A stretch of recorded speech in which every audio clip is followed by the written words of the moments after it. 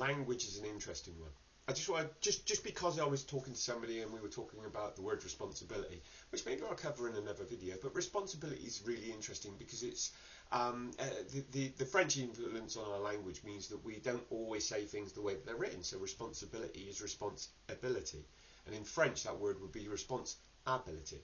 And in French we don't say, well, I don't speak French, but in French they would say top off table rather than tabletop.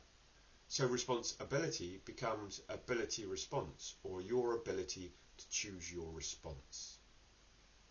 Language is really, really interesting because we do the same thing with sales and marketing, but what comes first? Marketing, right? So it should be marketing and sales. What about knife and fork? When you hold them in your hand, you have a fork and a knife. If you read from left to right, you have a fork and a knife. And yet we say knife and fork. And it's because the way that things work don't always work the same way in language, so you have to be really careful about the way that you think about this stuff. Same thing as systems and processes. Actually, the process is what happens, and the system is how we make sure that it happens that way. So process comes first. And if you're engineering your company, that's an important thing to remember. I just thought I'd share.